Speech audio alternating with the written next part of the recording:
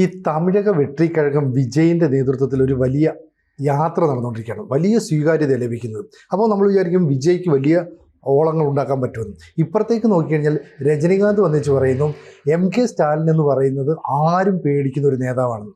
MK സ്റ്റാലിൻ്റെ അപ്പുറവും ഇപ്പുറവും നിൽക്കുന്നത് കമലഹാസനും രജനീകാന്തുമാണ്. കൂടെ നിൽക്കുന്നത് സംഗീത സംവിധായകനായിട്ടുള്ള ഇളയരാജയാണ്. അപ്പോൾ രണ്ട് ഭാഗത്തും ഈ സിനിമാ താരങ്ങൾ ഓരോ നേതാക്കളെ പ്രൊജക്റ്റ് ചെയ്തുകൊണ്ട് വരുന്നു, അല്ലെ ചില നേതാക്കളെ പ്രൊജക്റ്റ് ചെയ്തുകൊണ്ട് വരുന്നു. ഇതാണല്ലോ എക്കാലവും തമിഴ് രാഷ്ട്രീയത്തിൻ്റെ ഒരു അടിസ്ഥാനം എന്ന് പറയുന്നത്. സാർ എങ്ങനെ ഇതിനെ ഒന്ന് വിലയിരുത്താം? ഇതിനകത്ത് ഇപ്പം ശരിക്കും പറഞ്ഞാൽ ഇപ്പം വന്നിരിക്കുന്ന തമിഴ്നാട്ടിലെ മാറ്റങ്ങൾ കാണാൻ ഭയങ്കര രസമുള്ള സംഗതിയാണ്. കാര്യം കഴിഞ്ഞ 2021 വരെ അല്ലെങ്കിൽ 2024 ലോക്സഭാ തെരഞ്ഞെടുപ്പ് വരെയുള്ള ആ തെരഞ്ഞെടുപ്പുകളുടെ ഇതുവരെ ഉണ്ടായിരുന്ന പാറ്റേൺ കംപ്ലീറ്റ് മാറുകയാണ്. മാറുക എന്ന് വെച്ച് കഴിഞ്ഞാൽ അതിൻ്റെ കാരണം BJP വളരെ സജീവമായിട്ട് അവിടെ കളി തുടങ്ങിയിരിക്കുന്നു. അപ്പോൾ ഇപ്പോൾ എന്താ സംഭവം എന്ന് വെച്ച് കഴിഞ്ഞാൽ ഇപ്പം അവിടെ അണ്ണാമലൈ BJPക്ക് വളരെ ശക്തമായൊരു അടിത്തറ ഉണ്ടാക്കിയിട്ടുണ്ട്.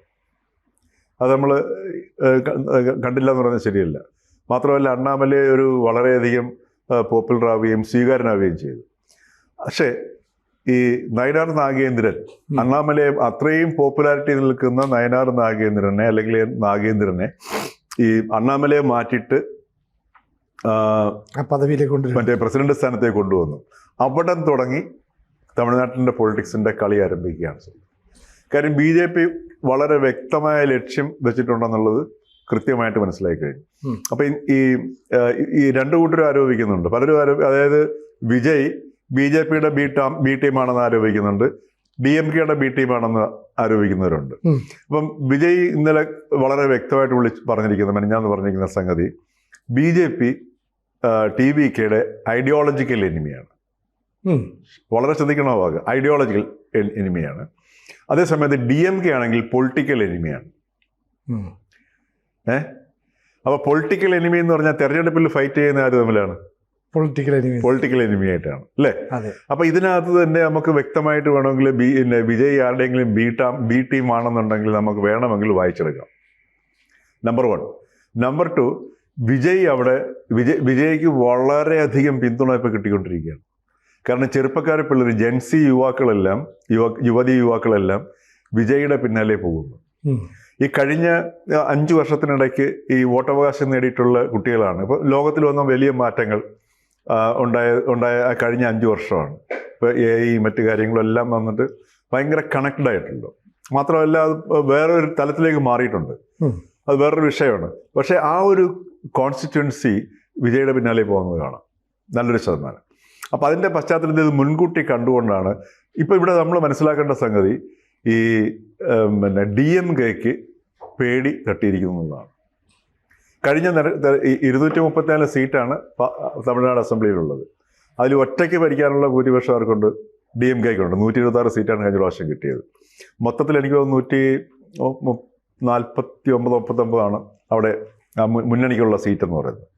അതുപോലെ പാർലമെൻറ്റ് തിരഞ്ഞെടുപ്പിൽ മുഴുവൻ സീറ്റും DMK മുന്നണിക്കൂടെ കിട്ടുകയുണ്ടായി. അപ്പം ഇത്രയും സേഫായിട്ടുള്ളൊരു പൊസിഷനിൽ നിൽക്കുന്ന DMKക്ക് പേടി കുടുങ്ങിയിരിക്കുന്നു എന്നുള്ളതാണ് ഇന്നലെ അവിടെ ചെന്നൈയിൽ നടന്ന ഇളയരാജ അനുമോദിക്കാൻ. ഇളയരാജ 50 വർഷം സംഗീത സഭയെ പൂർത്തിയാക്കിയതിൻ്റെ ആഘോഷമായിരുന്നു. അപ്പോൾ അതിനകത്താണ് ഈ രജനീകാന്ത് എന്ന് പറഞ്ഞിരിക്കുന്നത്. അപ്പം രജനീകാന്ത് രാഷ്ട്രീയത്തിൽ ഇറങ്ങുമെന്ന് പറഞ്ഞിട്ട് വളരെ ബിൽഡപ്പ് ഉണ്ടാക്കിയിരുന്നു. അതിൻ്റെ പിന്നിൽ അന്ന് രജനീകാന്ത് വളരെ മോഡി ഭക്തനായിരുന്നു. ശ്രദ്ധിക്കണത്, വളരെ വലിയ മോദി ഭക്തനായിരുന്നു.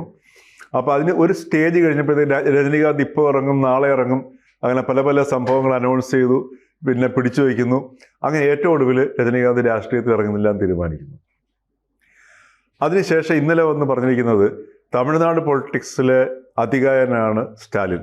മാത്രമല്ല BJPക്ക് ആകെ പേടിയുള്ളത് സ്റ്റാലിനെയാണ്.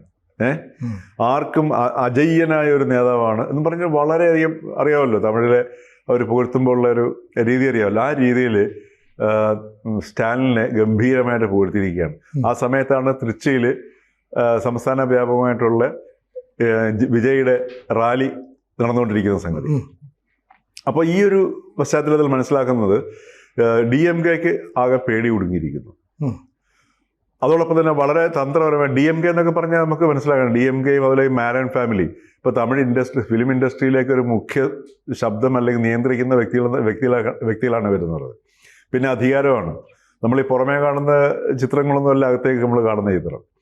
അപ്പോൾ ഇവിടെ കൃത്യമായിട്ട് പിന്നെ കമലഹാസനും പേടി കുടുങ്ങി. കമലഹാസൻ ഈ പറഞ്ഞ വലിയ മൂവ്മെന്റ് ഒക്കെ ഉണ്ടാക്കിക്കൊണ്ട് വന്നതാണ് അല്ലെ. മക്കൾ നീതി മன்றம் ഒന്നും ആകാൻ പറ്റില്ല. അവസാനം എന്ത് പറ്റി? സ്റ്റാലിന്റെ ദയാവായ്പയിൽ അദ്ദേഹം ഇപ്പൊ ഒരു പാർലമെന്റ് മെമ്പറുടെ ശല്യം ഒഴിവാക്കി വിട്ടു അല്ലെ. രജനീകാന്ത് രാഷ്ട്രീയത്തിൽ ഇപ്പൊ ഇറങ്ങും. അതിന്റെ പിന്നിൽ നമുക്ക് ആരൊക്കെ ഇപ്പൊ മോദി സ്തുതിയൊക്കെ ഉണ്ടായിരുന്ന സ്ഥിതിക്ക് അതിന്റെ പിന്നിൽ ആരൊക്കെ ആയിരിക്കും എന്നുള്ളത് നമുക്ക് ഊഹിക്കാവുന്നതാണ്. അപ്പോൾ അത് ഇപ്പം രജനീകാന്ത് എന്ന് പറഞ്ഞിരിക്കുന്നത്. കാരണം രജനീകാന്തിന്റെയൊക്കെ ഈ ഒറ്റ ദിവസം കൊണ്ട് രജനീകാന്തിനെയൊക്കെ ബുദ്ധിമുട്ടിലാകാം. സ്റ്റാലിനെ പോലൊരു ഭരണാധികാരിയെ പിണക്കി കഴിഞ്ഞാൽ രജനീകാന്തിന്റെയൊക്കെ കാര്യം ബുദ്ധിമുട്ടിലാവും. കാരണം രജനീകാന്തൊക്കെ ഒരു സിനിമയ്ക്ക് വാങ്ങിക്കുന്ന കോടികളെന്ന് പറഞ്ഞാൽ 100 കണക്കിന് കോടികളാണ് വാങ്ങിക്കുന്നത് ഒരു സിനിമയ്ക്ക് തന്നെ വാങ്ങിക്കുന്നത്. അപ്പൊ ഇവരുടെയൊക്കെ സമ്പാദ്യവും ഇൻവെസ്റ്റ്മെന്റും ഒക്കെ എവിടെയായിരിക്കും ഉണ്ടാവുക? തമിഴ്നാട്ടിൽ തന്നെ ആയിരിക്കും ഉണ്ടാവുക. അപ്പൊ അത് വെച്ചിട്ട് തന്നെയാണ് DMK കളി കളിക്കുന്നത്. അപ്പൊ അതുകൊണ്ട് ഈ വിജയ് എഫക്റ്റിനെ കൗണ്ടർ ചെയ്യാനായിട്ടുള്ള സ്റ്റാലിൻ്റെ ഒരു ഓർക്കസ്ട്രേറ്റഡ് ആയിട്ടുള്ളൊരു പ്രോഗ്രാം ആയിരുന്നു ഇന്നലെ തമിഴ്നാട്ടിൽ നടന്നത്. തമിഴ്നാട് സർക്കാരാണ് അതിരിക്കുന്നത്, ഇളയരാജ അതിരിക്കുന്നത്. അതിനകത്ത് കമലഹാസനെ കൊണ്ടുവന്നിരിക്കുന്നു, രജനീകാന്തിനെ കൊണ്ടുവന്നിരിക്കുന്നു. രജനീകാന്താണ് പറഞ്ഞിരിക്കുന്നത് സ്റ്റാലിനെ വന്ന് വാനോളം പുകഴ്ത്തിയിരിക്കുന്നു. അപ്പൊ ഇതിലൂടെ ഈ വിജയ് പിന്നെ ഈ അടിച്ചുകൊണ്ട് പോകുന്ന അല്ലെങ്കിൽ ചോർത്തിക്കൊണ്ടു പോകുന്ന വോട്ടുകളെ ബാലൻസ് ചെയ്യാൻ വേണ്ടിയുള്ള ഒരു ബാലൻസിങ് എഫക്റ്റിലേക്കാണ് സ്റ്റാലിൻ വന്നിരിക്കുന്നത്. അതായത് സ്റ്റാലിന് പേടി കുടുങ്ങിയിരിക്കുന്നു. അപ്പൊ ഇതിനകത്തും തമിഴ്നാട് രാഷ്ട്രീയത്തിൽ നമുക്ക് മനസ്സിലാക്കാനുള്ള സംഗതി, ഇതുവരെ ഒരു ത്രികോണ മത്സരത്തിലേക്കൊന്നും ഒരിക്കലും തമിഴ്നാട് പോയിട്ടില്ല. പക്ഷേ ഈ വരാൻ പോകുന്ന അസംബ്ലി തെരഞ്ഞെടുപ്പിൽ തമിഴ്നാട്ടിൽ നടക്കാൻ പോകുന്നത് ഒരു ത്രികോണ മത്സരമായിരിക്കും. അത് വലിയ മാറ്റങ്ങൾ വരുത്തും. അതാണ് BJPയുടെ എഞ്ചിനീയറിംഗിന്റെ ഒരു വലിയൊരു നേട്ടം എന്ന് പറയുന്നത്. കാരണം എന്ന് വെച്ചാൽ പിന്നെ EPS പിന്നെ പളനിസ്വാമി, അപ്പൊ അദ്ദേഹവുമായിട്ട് BJP അലയൻസ് ഉണ്ടാക്കി AIDMK. EPS വളരെ സ്വാധീനമുള്ള പിന്നെ തമിഴ്നാട് രാഷ്ട്രീയത്തിൽ ആർക്കും അങ്ങനെ പെട്ടെന്ന് എഴുത്തള്ളം വരുന്ന കക്ഷിയല്ല AIDMKയുടെ പിന്നെ പളനിസ്വാമി എന്ന് പറയുന്നത്, EPS എന്ന് പറയുന്നത്. മാത്രമല്ല അദ്ദേഹത്തിന്റെ ഒരുപാട് ഈ അദ്ദേഹം കുറച്ചാൾ മുഖ്യമന്ത്രി ആയിരുന്ന സമയത്ത് ഇപ്പൊ ഈ കർഷകരുടെ വിഷയം, അവിടുത്തെ തമിഴ്നാട്ടിൽ കൃഷി ചെയ്യാന്ന് പറഞ്ഞാൽ കൃഷി ചെയ്യാന്നുള്ള നിങ്ങളുടെ അധ്വാനം മാത്രം കൊടുത്താൽ മതി. ബാക്കി കറണ്ടും വെള്ളവും വിപണനവും സകല സംഗതിയും വളരെ മുഴുവൻ സംസ്ഥാന സർക്കാരാണ് ചെയ്യുന്നത്. വൈദ്യുതിക്ക് പോലും കാശ് കൊടുക്കണ്ട. അപ്പൊ ആ രീതിയിലാണ് കർഷകരുടെ കാര്യങ്ങൾ ഏറ്റെടുക്കുന്നത്. അതേപോലെ തന്നെ ഇപ്പം പളനിസ്വാമി വെച്ചിരിക്കുന്നത്, ഞാൻ അധികാരത്തിൽ വരികയാണെങ്കിൽ എല്ലാ പാവപ്പെട്ടവർക്കും പിന്നോക്കക്കാർക്കും കോൺക്രീറ്റ് വീടുകൾ വെച്ചു കൊടുക്കും. അതാണ് അയാളുടെ മുഖ്യമായിട്ടുള്ള ഇലക്ഷൻ വാഗ്ദാനം നടന്നത്. അപ്പം അവിടെ മനസ്സിലാക്കണം, ഈ TV മറ്റു സാധനങ്ങളൊന്നുമല്ല. പണ്ട് നേരത്തെ ആയിരുന്നു ജയലളിത കാലത്ത് TV ഒക്കെ ആയിരുന്നു. അപ്പൊ ഈ EPSനെ കൂടെ കൂട്ടിക്കൊണ്ട് BJP, അതായത് ഈ അണ്ണാമലയെ മാറ്റിയത്, പ്രസിഡന്റ് സ്ഥാനത്ത് നിന്ന് മാറ്റിയതോടുകൂടി BJPയുടെ കൃത്യമായിട്ടുള്ള പ്ലാനിങ് പുറത്തു വരികയാണ് ചെയ്തത്. അവിടെയാണ് ഇപ്പൊ ഈ നാഗേന്ദ്രനെ പ്രസിഡന്റ് ആക്കുന്നു, ഈ പളനിസ്വാമിയായിട്ട് AIDMK കൂട്ടുകാരുണ്ടാക്കുന്നു. പളനിസ്വാമി മുൻകൂറായിട്ട് മുഖ്യമന്ത്രിയായിട്ട് പ്രഖ്യാപിച്ചിരിക്കുന്നു. EPSനെ മുഖ്യമന്ത്രി എന്ന നിലയിലേക്കാണ് ഈ BJP പ്രൊജക്റ്റ് ചെയ്യുന്നത്.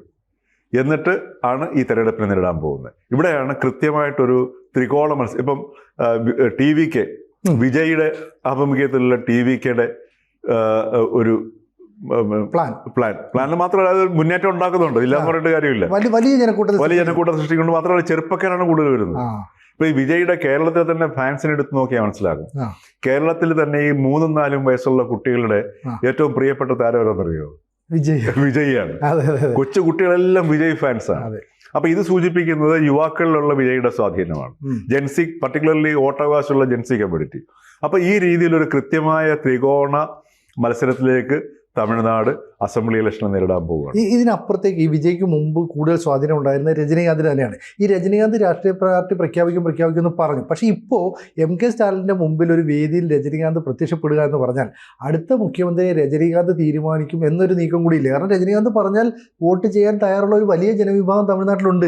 സ്റ്റാലിൻ കൃത്യമായിട്ട് ആ കളം അറിഞ്ഞ് കളിക്കുന്നില്ല. അതെ, അത് തന്നെയാണ് രജനീകാന്തിന്റെ ആ ഒരു സ്വാധീനത്തെ തൻ്റെ പാർട്ടിക്ക് ഒപ്പം ഉപയോഗിക്കാൻ വേണ്ടി ആണ് സ്റ്റാലിൻ ഒരുക്കിയ പദ്ധതിയാണ്. അത് തന്നെയാണ്. രജനീകാന്തിന് ഇപ്പോഴും വളരെ ശക്തമായിട്ടുള്ളൊരു ഫാൻ ബേസ് ഉള്ള സ്ഥലമാണ് തമിഴ്നാട് എന്ന് പറയുന്നത്. പക്ഷേ ഈ ഒരു ത്രികോണം വരുമ്പോഴത്തേക്ക് ഒരു ഭാഗത്ത് വിജയ്, കമലഹാസൻ ഈ പറഞ്ഞതുപോലെ നമ്മൾ അദ്ദേഹം സ്വന്തമായിട്ട് ഇറങ്ങിയതിന് പോലും വലിയൊരു എവരുടെ കണക്കുള്ള പിന്തുണ കമലഹാസന് ഇല്ല. രജനിക്കാണ് അതുള്ളത്. പക്ഷെ രജനി സ്വന്തം നിലയിൽ ഇറങ്ങിയാൽ മാത്രമേ ഈ ഒരു ആവേശം കിട്ടാൻ കഴിയുള്ളൂ.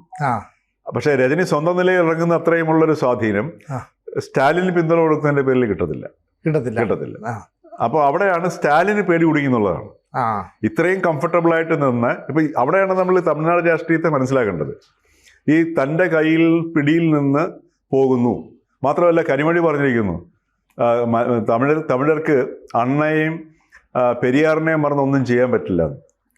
മനസ്സിലായി? ഇതൊക്കെ സൂചിപ്പിക്കുന്നത് അതൊക്കെ ഒരു ലെഗസിയാണ്. പഴയ പാരമ്പര്യം അറിയാവുന്നവർക്കാണ് ഈ അണ്ണയും അതേപോലെ തന്നെ പെരിയാറിനെയൊക്കെ അറിയാം. ഇപ്പോഴത്തെ ജെൻസി തലമുറയ്ക്ക് എന്ത് പെരിയാർ, മനസ്സിലായില്ലേ? പിന്നെ മാത്രമല്ല ഈ പറയുന്ന MGR ഉൾപ്പെടെയുള്ള സിനിമാ താരങ്ങൾ, ഇപ്പോൾ നെപ്പോളിയൻ ആയിക്കോട്ടെ, ഈ പറയുന്ന വിജയ് ആയിക്കോട്ടെ, ഇവരെല്ലാം കമലഹാസൻ, ഇവരെല്ലാം തന്നെ രാഷ്ട്രീയത്തിനോടൊരു ചെറിയ താല്പര്യമുണ്ട്. നാളെ രജനീകാന്തിനെ ഒരു മന്ത്രിയാക്കുന്ന രീതിയിലേക്ക് ഒരു കാര്യങ്ങൾ പോയാൽ രജനീകാന്തിന് വലിയ അധ്വാനമില്ലാതെ ഇനി സിനിമയിൽ നിന്നൊക്കെ മാറി ഒരു മന്ത്രിസ്ഥാനത്ത് ഇരിക്കാവുന്നൊരു സാഹചര്യം ഉണ്ടായാൽ അയാളെ നിഷേധിക്കും നമുക്ക് പറയാൻ പറ്റില്ലല്ലോ. അല്ല, അവിടെയാണ് ഇതിനകത്ത് മനസ്സിലാക്കേണ്ടത്. രജനീകാന്ത് ഒരിക്കലും മന്ത്രിയായിട്ട് ആയിക്കഴിഞ്ഞാൽ തമിഴ്നാട് കത്തിക്കുമല്ലോ, മനസ്സിലായില്ലേ? അവിടെ രജനീകാന്ത് ആ പരിപാടിക്ക് പോകാൻ സാധ്യത കുറവാണ്. മുഖ്യമന്ത്രിയായ ഓക്കെ.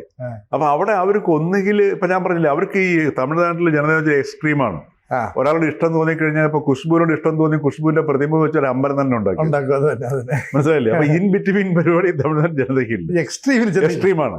അപ്പൊ ആ ഒരു രജനിയുടെ സപ്പോർട്ട് പിടിക്കാനുള്ള ശ്രമമാണ് അത്. പക്ഷെ എത്രമാത്രം സ്റ്റാലിൻ്റെ വിജയിക്കുമെന്ന് നമുക്ക് പറയാൻ പറ്റത്തില്ല. പക്ഷെ ഒരു ത്രികോണ മത്സരം തമിഴ്നാട്ടിൽ രൂപപ്പെടുന്നു എന്നുള്ളതാണ് നമുക്കിപ്പോൾ കാണാൻ കഴിയുന്ന കാഴ്ച.